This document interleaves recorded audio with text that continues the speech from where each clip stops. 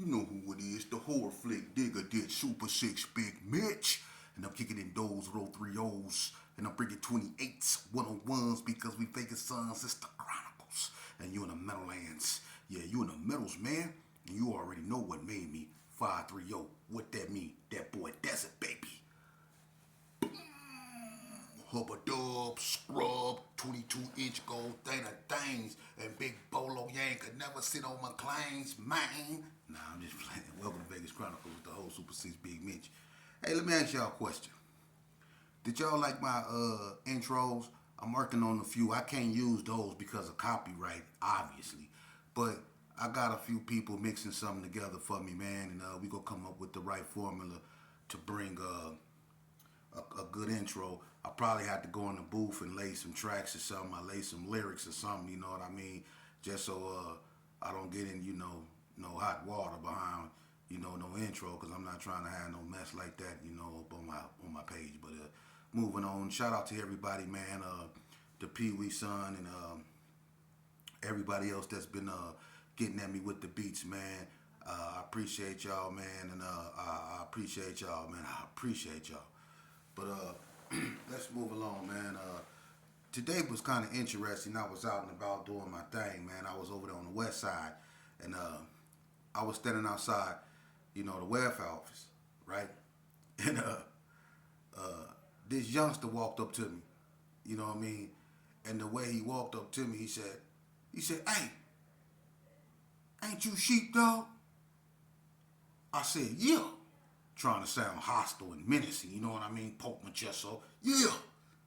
And I'm saying to myself, man, I hope this youngster don't pop the hell up on me. I don't know what he was on because the way he was moving, like he was confident in what he was doing. You know what I mean? So I was like, yeah, this me, you know what I'm saying? Trying to hope I can, but he was like, yeah, I'm Young Trey, little brother, man. Woo, woo, woo. And he got to introducing himself, and I'm like, Young Trey. And I'm like, from Donna? And I was like, so you Tricky T, little brother? And he was like, yeah, and he like took his little hoodie off and all that. He say, people say I look like him.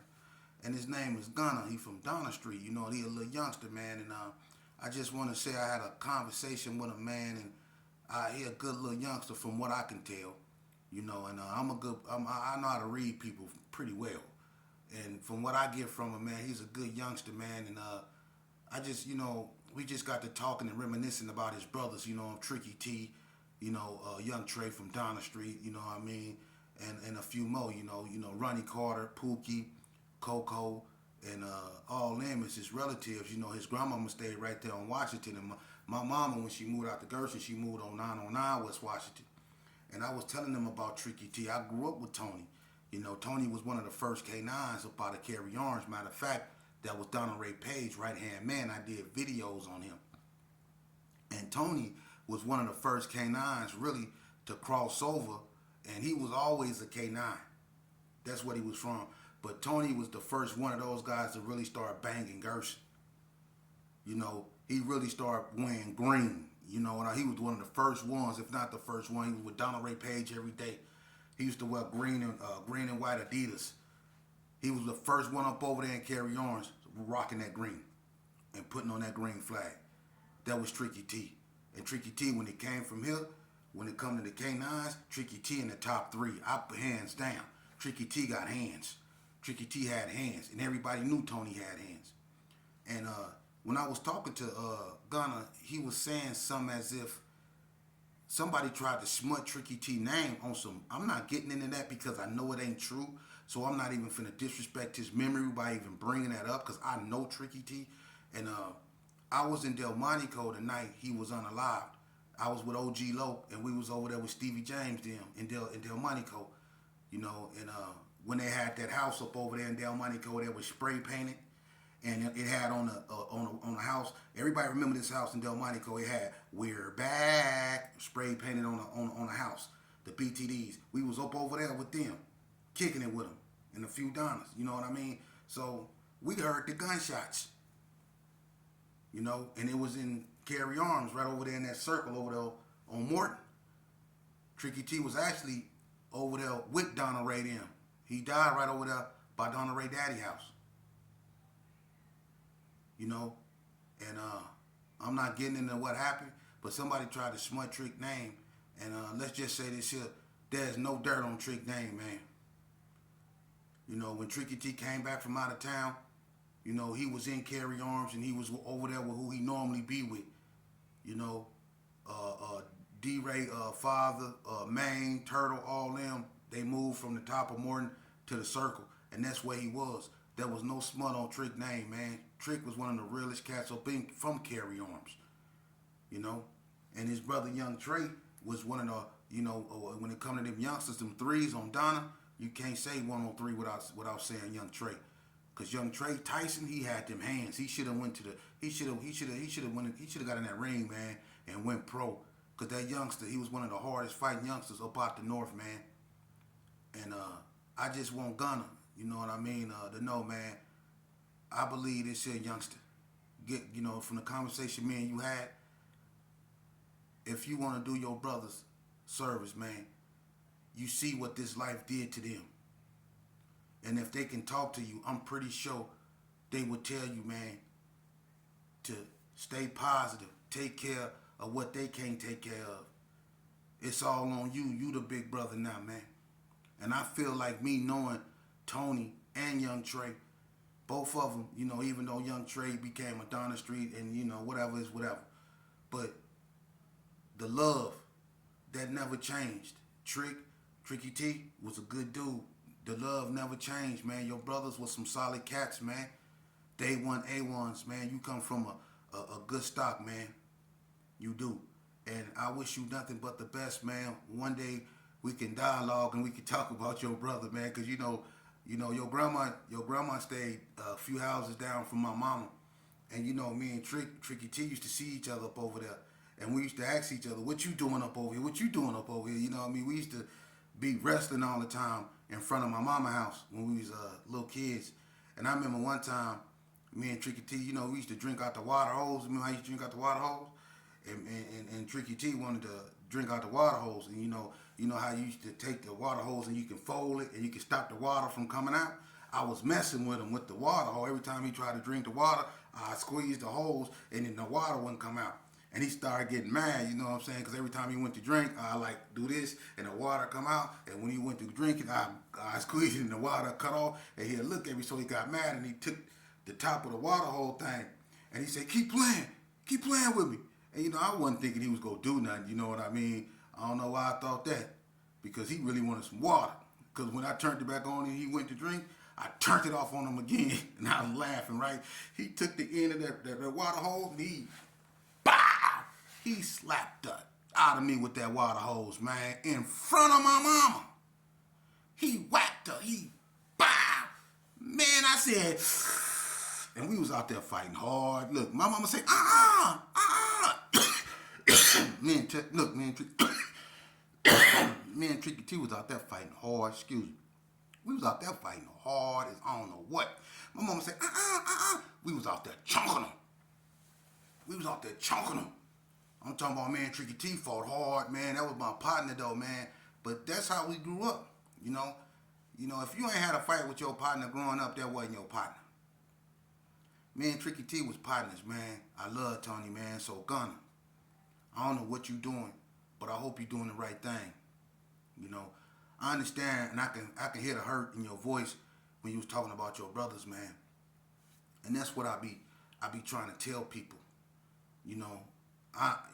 When we lose a family member to this game, the same game we end up being infected by, you know, we walk around with this void, and then we walk around with this anger. We walk around with a void that can't be filled, so we try to fill that void with that anger and that bitterness because we lost our loved ones, and we hear this, and then we hear that, and that weighs in on our emotions, man, and it put us in a world of, you know, all I want to do, man, is talk to you, youngster.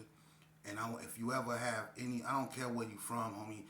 And I know you heard a lot of things about me back in my heydays, man. And I'm not proud of nothing I did, you know.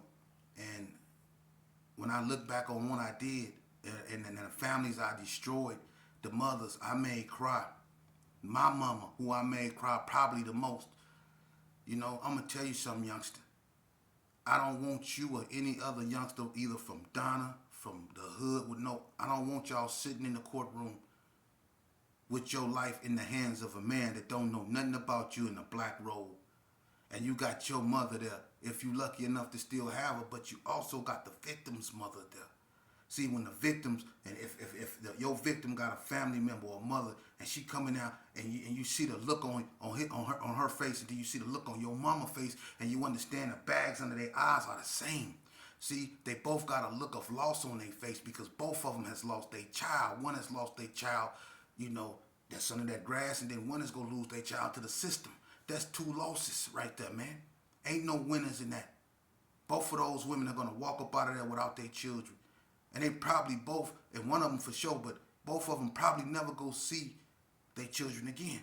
Because one go be gone and one go be locked up forever.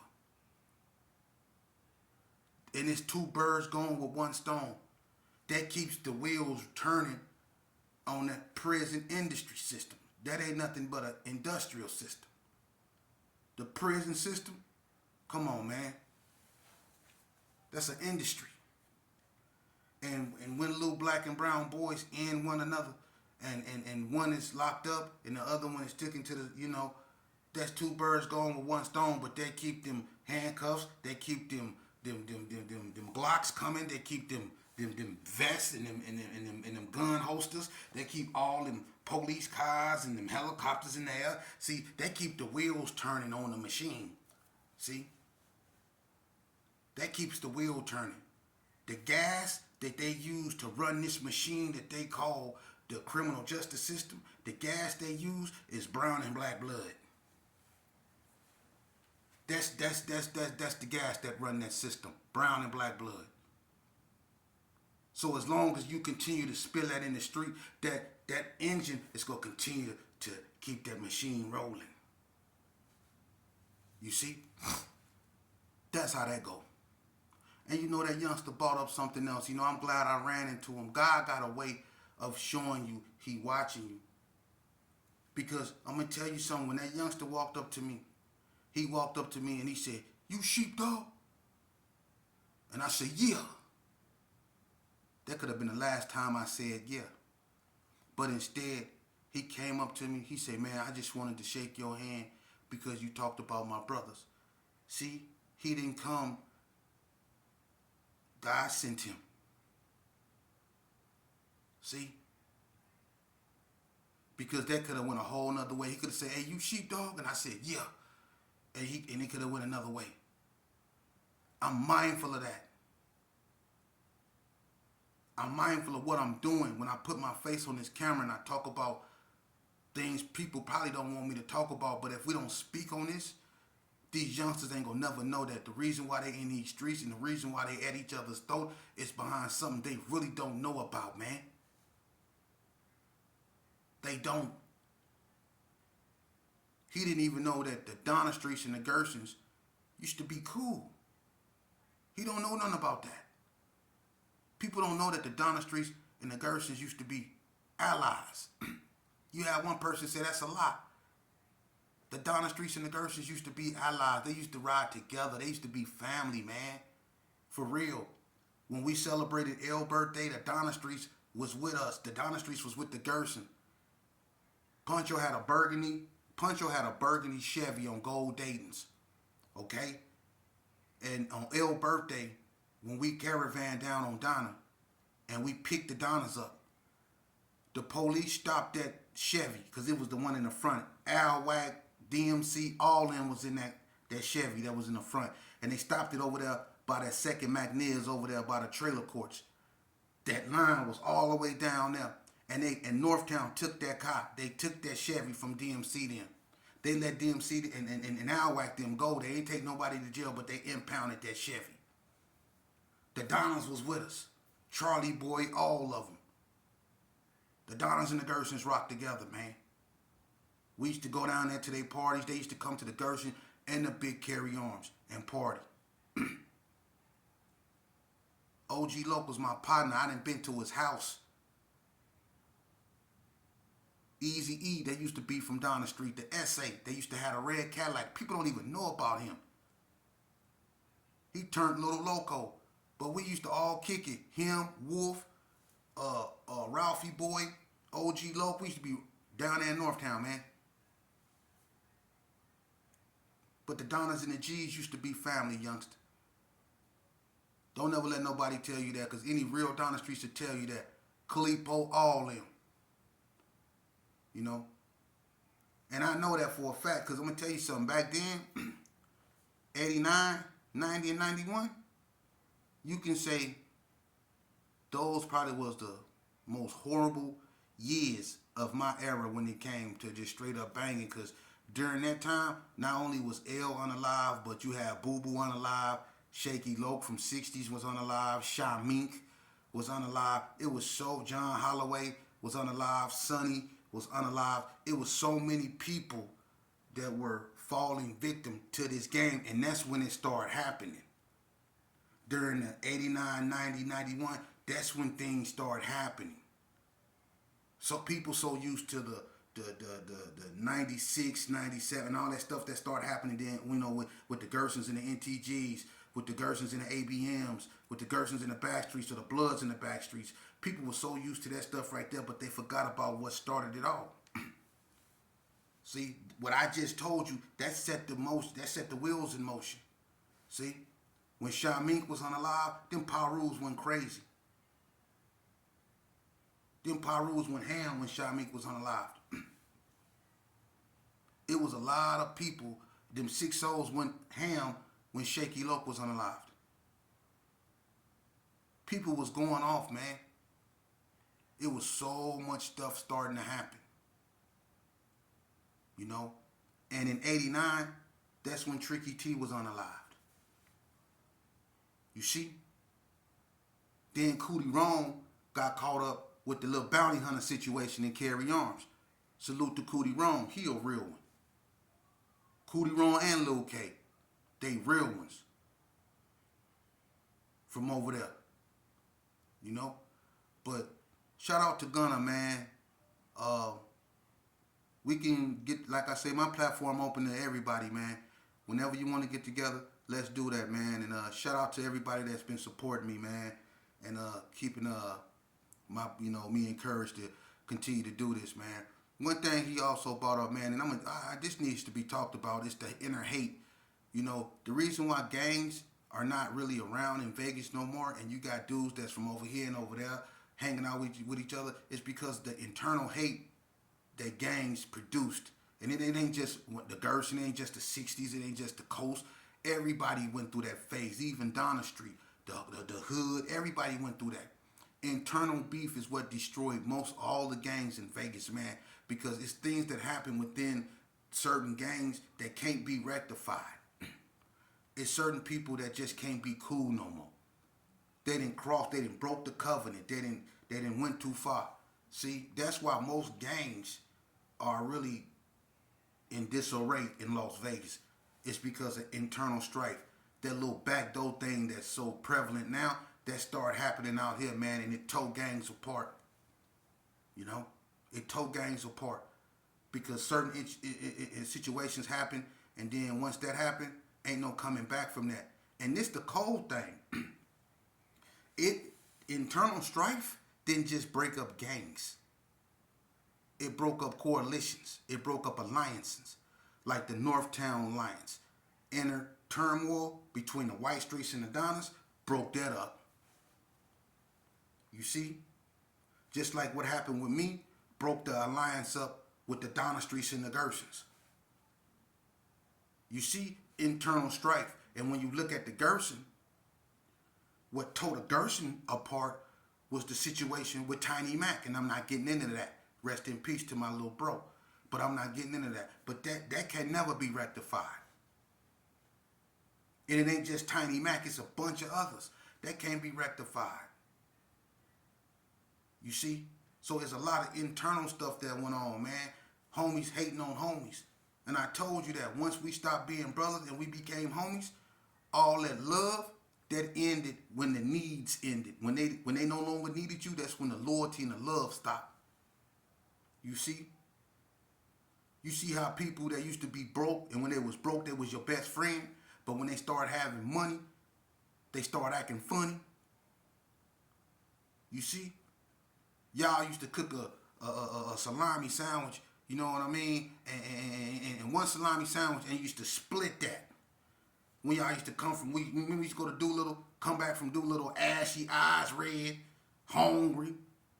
You didn't fry the bologna sandwich, and you and your partner up in there, you made one sandwich, and y'all split that.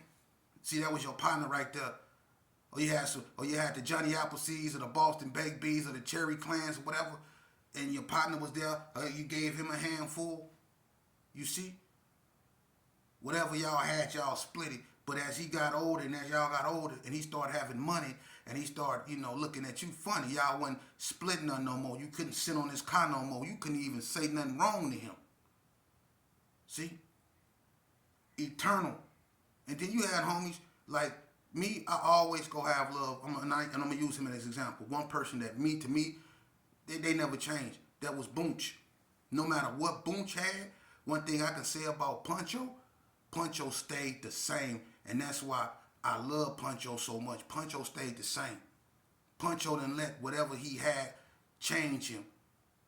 Ever since he was a nappy head, he had that yellow bike. He had that link with the Puncho medallion on there. It said Puncho. Man, when he was balling when he was 14 years old, that man, but he never changed. He never changed. I was always welcome in Dean House. Man, when he had that Cadillac, that convertible Cadillac, man, he never told us no. We couldn't get in that Cadillac because it was so clean. Puncho be out there in Louis Vuitton, white Louis Vuitton, big links with crowns on them. But he would never, listen, he'll still wrestle you. He'll deck you fast as a mug. Punch you right in your chest. He never forgot where he came from. He never forgot his roots. Flock was the same way.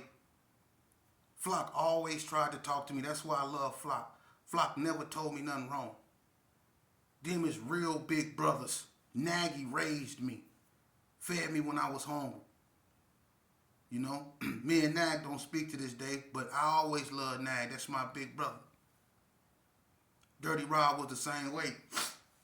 Dirty Rob girl smashed me because Dirty Rob got drunk and made me break in his house. And his girl up in there with the lights off and I'm climbing through the window. She put all kind of knees and elbows in my... Man, he out of line for that. Dirt got me whooped out up in the house and he trying to pull me out the window. She trying to pull me in the house. She was kneeing me all up in my face. He got me trying to break in his house while he drunk. But they raised me though. You see, they fed me when I was hungry. That's what's real love, That's why Puncho still got love to this day. I watched Puncho when we was out there. Some dudes don't even let you sit on their car. Some dudes don't want you by their car. We was out there in front of Web Dog, them house in Haney Circles, playing dominoes, and they wanted something to drink. Puncho threw his keys to Web Dog, and he had a burnt orange Elco on gold day and just threw him the keys here, like it wasn't nothing. He don't try to floss or nothing. Booncha have a pocket full of money, but he'll take off that hat and he'll pass that hat around. He kept it real, man. And he looked out for a whole bunch of people, man. That's one of the most solid dudes I ever met in my life. He never changed. He never let money change him, man. That was always my big brother, man. The type of dude that'll walk up with all that jewelry on and a Kangol and put his arm around you and listen to you bebop and rap. Or come over there and get in a crumb session with you. And he over there blinging and shining. You over there with beer stains on your dickies and blunt burns in your shirt. But he don't treat you no different. That's love. But you know what happened? We went from people like him to these other cats out here, and if the shoe fit, wear it. You know who you are. You catch that hate a person because he got a pretty female and you want her. So you look for a reason to get into it with that cat, and he ain't bothered you or did nothing to you. Or a person that got a cleaner car than yours, and you just can't get it right. His stuff just cleaner than yours. You hate on him, so you try to get your little homeboys to get him, even though that's your homeboy too. Yeah, y'all know who I'm talking about. You little beady-eyed ones that don't like to be seen, that always whispering in somebody's ear. hating, always talking behind somebody's back, but when you confronted with what you said, no, I ain't say that. Man, I ain't say that, man. Come on, man. You already know, man. I ain't said nothing like that, man. But you be the main one, hating. Soon as you see a person, man, what's up, homie? You hug them, give them the shake. As soon as they turn their back, you be like, yeah, y'all. Y'all the reason why the game the way it is now. Y'all the reason why there is no more gangs. Ain't no more gangs. Don't let nobody lie to y'all and tell you it ain't no more. It's remnants of what used to be. You got dudes' grandchildren out here trying to be something that they heard about. Because this stuff is over with, man. They wiped themselves out, man. They turned on one another, and then the feds came in there and they swept up the rest of them. For real. And all that stuff, when a lot of hoods got indicted by the feds, that stuff played out in the newspaper, man. So a lot of people did this right here, and they can't go back to their hood. They can't be homies no more. So if y'all think this game is still the same, y'all crazy. You youngsters is better off going to school and joining a fraternity. If you want to join a gang, go to the military. They got 5 different branches. More than that. They got the Army, Navy, Air Force, Marines. They got the Coast Guard. They got NASA. They got all kind of stuff. You can go anywhere you want to be and do whatever you want to do. You see, that's your best bet. That's your best bet. Because out here in these streets, trust me, I ain't never won a Purple Heart. I ain't never